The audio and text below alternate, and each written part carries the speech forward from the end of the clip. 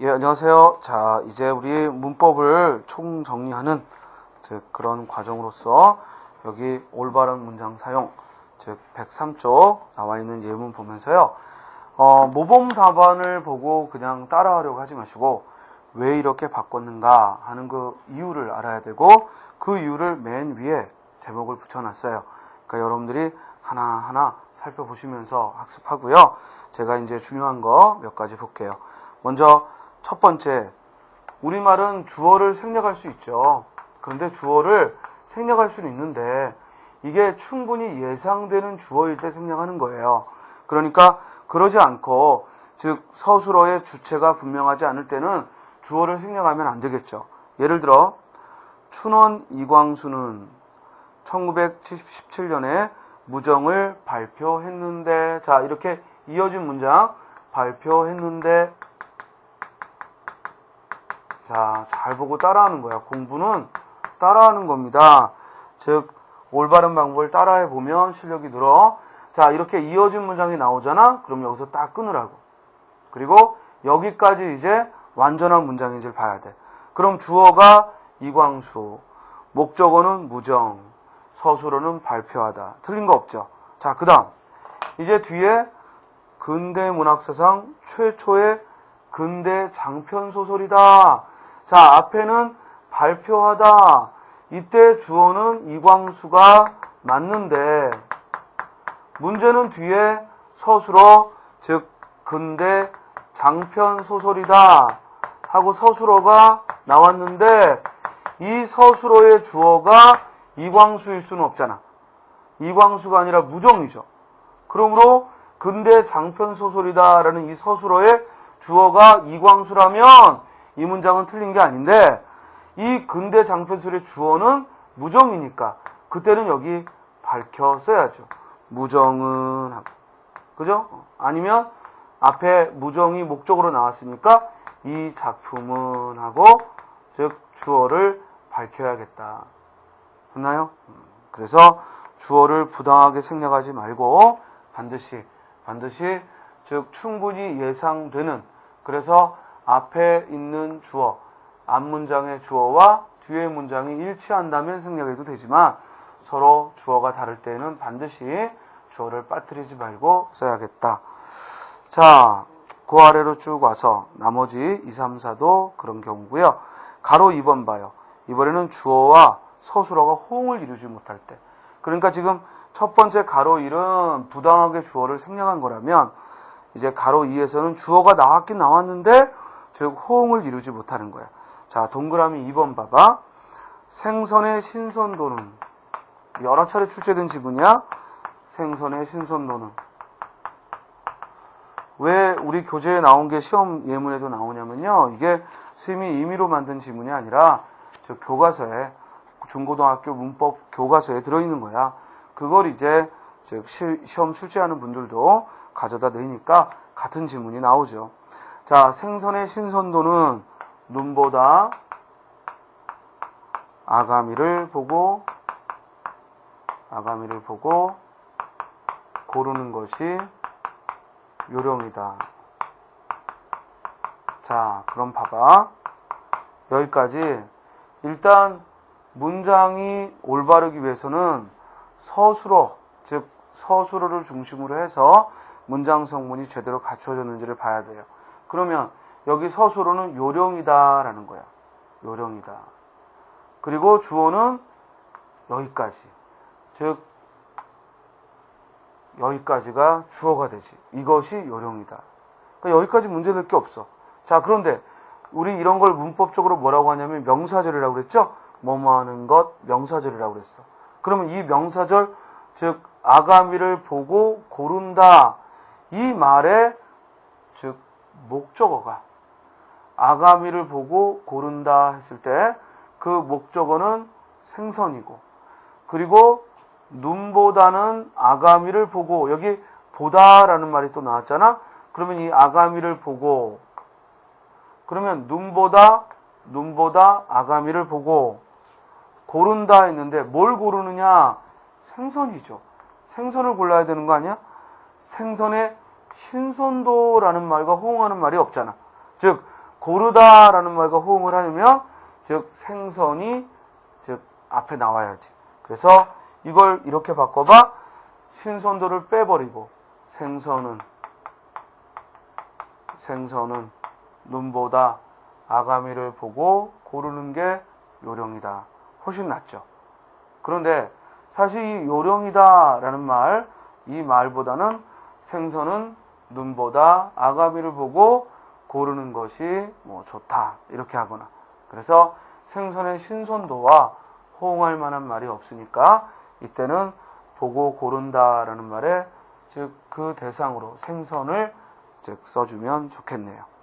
또 우리 교재에 제가 써놓은 것처럼 신선한 생선을 고르려면 눈보다 아가미를 보아야 한다 이런 식으로 바꿔도 되고, 그러니까 지금 제가 고쳐준 건 원래 있는 문장에서 최소화 바꿔서 고치는 방법이야. 그럼 모범 답안은 뭐야? 몇 개가 있을 수 있는 거야. 응? 이렇게 주관적으로 즉 문장을 고칠 때에는 하나의 방법만 있는 게 아니라요. 즉 여러 가지 방법이 가능한 것이니까 여러분들, 그래서 제가 아까 뭐라고 했냐면 모범 답안을 외우려고 하지 말고 뭐 하라고 그랬어? 이유가 뭔지를 점검하라고 했어. 자, 이번에는 세 번째 이유. 즉 뒤로 넘겨서 목적어와 서술의 호응 관계가 잘못되는 경우.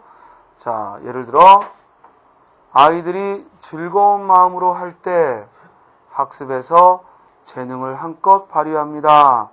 이때 하다라는 동사는 무엇을 할 때 그랬으니까 하다라는 동사는 뭐가 있어야 돼? 목적어가 있어야죠.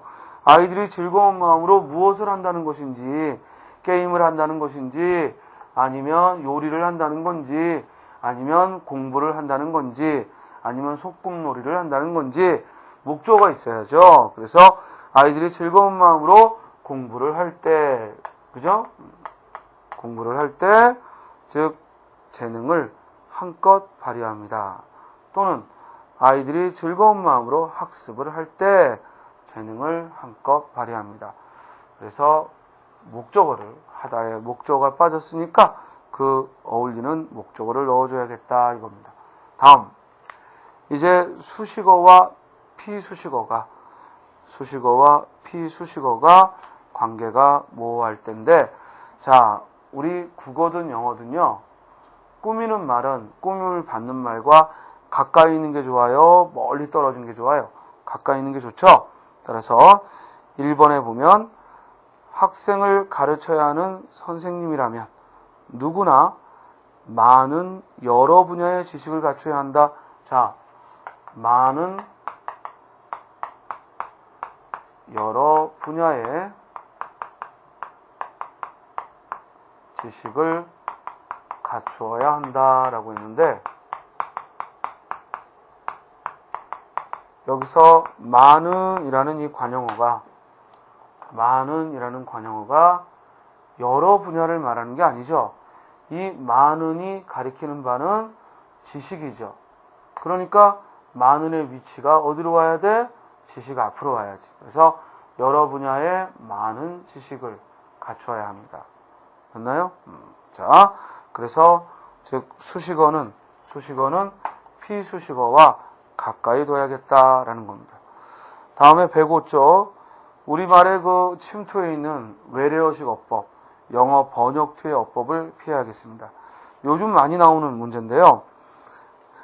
1번 보면 광고에 현혹되기보다는 실용적인 컴퓨터를 선택함과 사용함이 좋을 것으로 간주된다. 선택함과 사용함, 이런 걸 우리가 지나친 명사형이라고 해요. 즉 컴퓨터를 선택함과 사용함이 아니라 선택해서 사용하는 거죠. 즉 영어의 동명사의 용법 또는 투부정사의 그런 명사적 용법을 지나치게 직역하면 이런 형태의 문장이 만들어집니다. 따라서 즉 우리말로 매끄럽게 하려면 컴퓨터를 선택해서 사용하는 것이 좋다라는 것이 좋겠죠. 또 뭐뭐 할 것으로 간주되다, 이런 표현들도 우리말에는 어색합니다. 또 우리 이런 거 있죠. 우리 회사는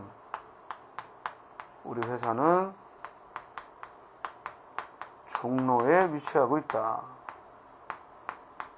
자, 이런 말 많이 쓰는데요.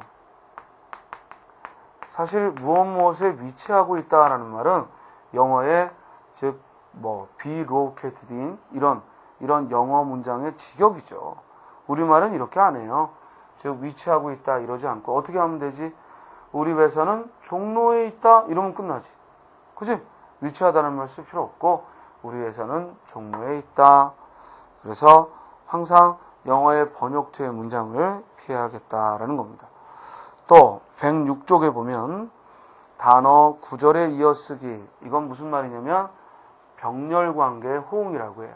이를 병렬관계 호응. 자, 이건 영어나 우리말이나 병렬관계의 그 호응 구조를 호응을 해야 한다라는 건데요. 병렬관계 호응이다라는 말은 뭐냐면 이런 거죠. 철수는 즉 사과와 우유를 마셨다.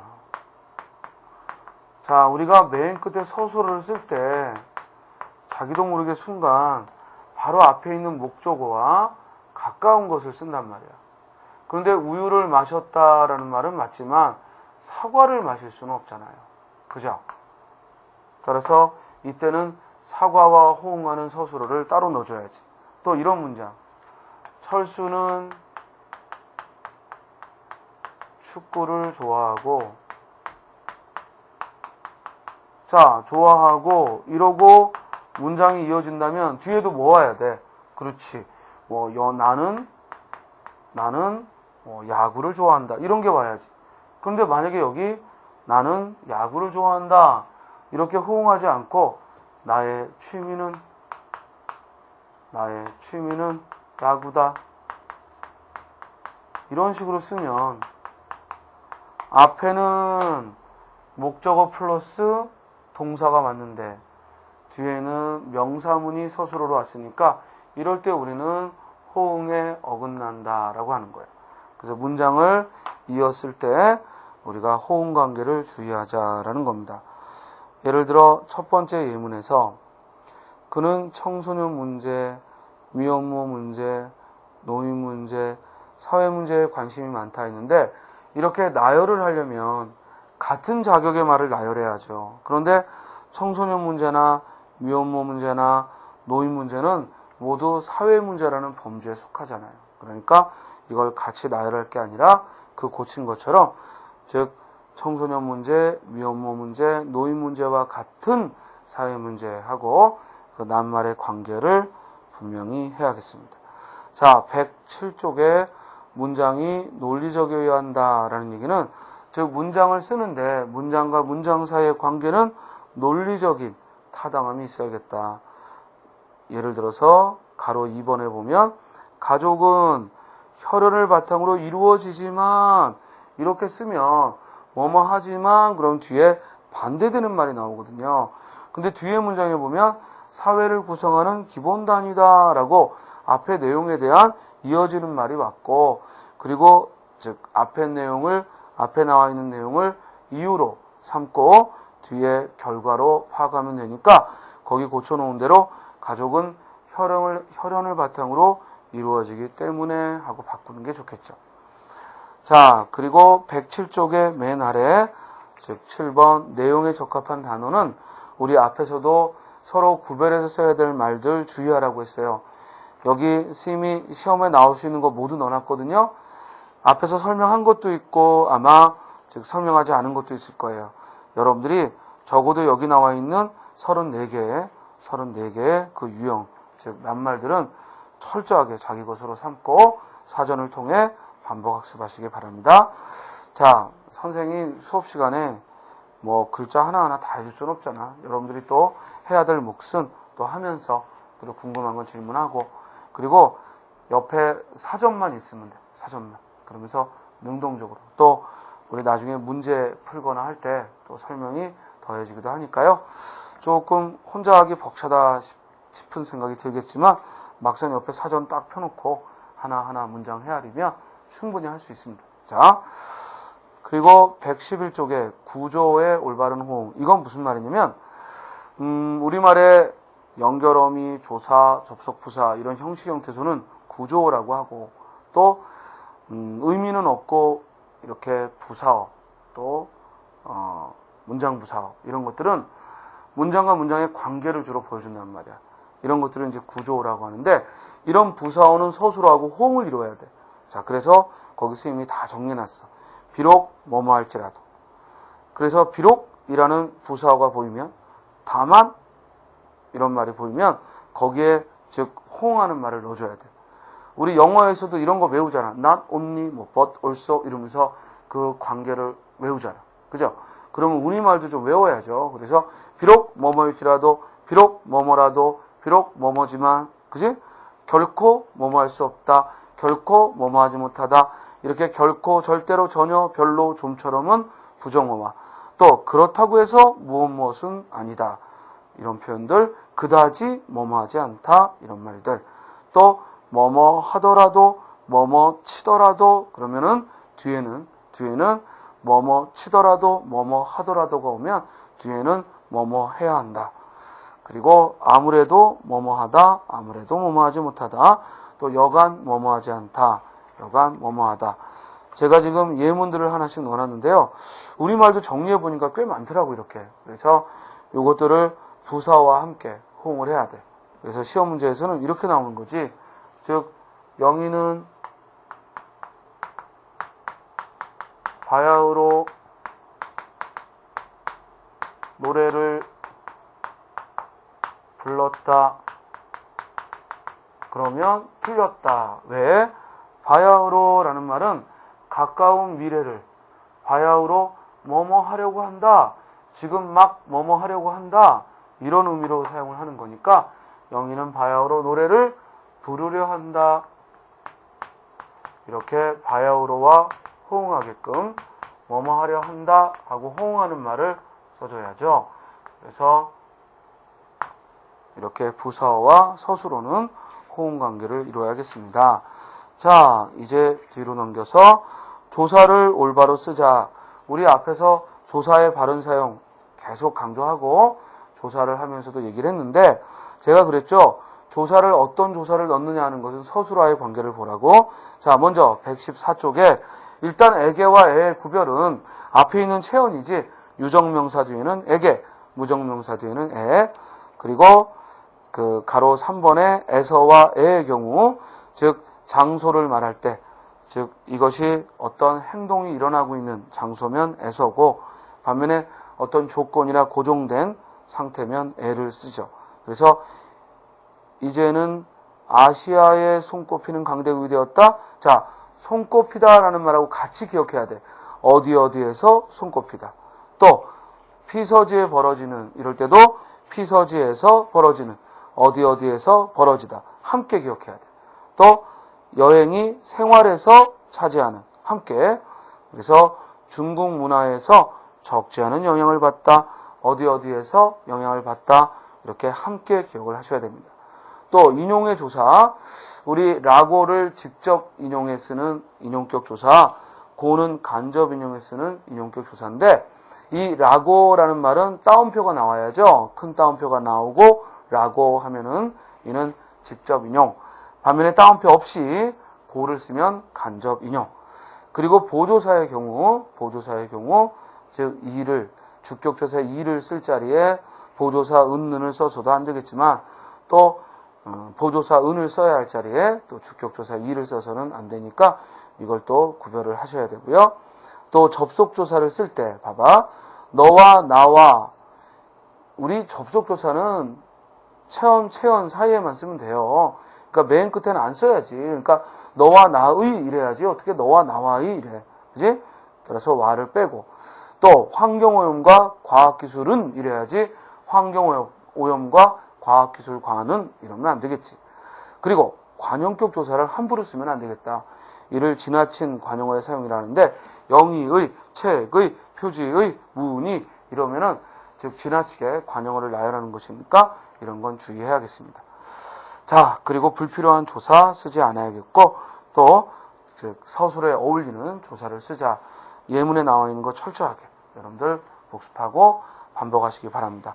자, 116쪽 여기까지가 여러분들 즉 문법 지식과 함께 그 뒷페이지에 나오는 즉 한글 맞춤법 표준어 규정의 중요한 내용을 함께 얘기를 했습니다.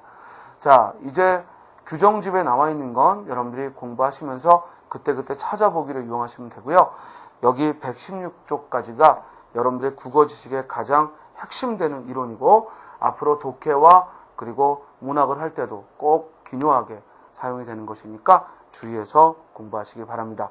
철저하게 복습하시고요. 잘 모르겠으면 자꾸 앞에 화면 돌려서 또 반복하시기 바랍니다.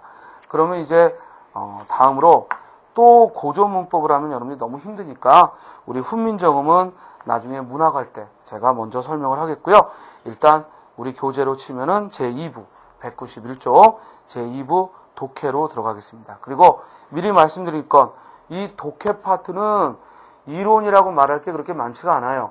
그래서 뭐 한 10시간 안팎으로 즉 서너 시간 안팎으로 정리할 수 있을 거예요. 한 10강좌 또는 5강좌 적으면 한 5, 6강좌로 또 많으면 10강좌 정도로 정리할 수 있고 이제 실제로 이 독해가 여러분들하고 저하고 이제 문장을 막 읽으면서 문제에 뭐가 나오는지 이런 유형 파악이 독해 공부의 핵심이야. 자, 무슨 말이냐면 어떤 지문을 얼마나 철저하게 읽었느냐 이게 실력을 키우는 게 아니라 도대체 우리 공무원 시험에 어떤 유형의 독해 문제가 나오는가 이걸 판단하는 것이 독해 이론입니다. 알겠어요? 뭐 설명문의 종류에 뭐가 있고 논설문의 종류에 뭐가 있고 절대 안 나와. 이런 건 안 나오고 그냥 어떤 글을 주고 이 글의 주제는 이 글의 중심 내용은 이 글의 문단 순서는 이 글과 일치하는 것은 이런 일치 불일치 문제 또 주제 파악하는 문제 이런 유형들이 나와요. 물론 최소한의 이론이 있어. 뭐 글의 전개 방식을 알아야 한다든지 또는 추론 방법을 알아야 한다든지 이런 것들은 최소한의 이론이고 이런 점들을 제가 수업 시간에 다룰 겁니다. 알겠습니까? 자, 그럼 다음 시간에는 독해를 할 수 있도록 지문을 미리 읽어오면 어떻습니까? 그러는데 뭐 그럴 필요 없고요. 그냥 복습만 잘하세요. 그죠? 그래서 대신 여기 국어 지식까지 철저하게 복습하시고 다음 주부터는 이제 독해를 들어가도록 하겠습니다. 예, 수고하셨습니다.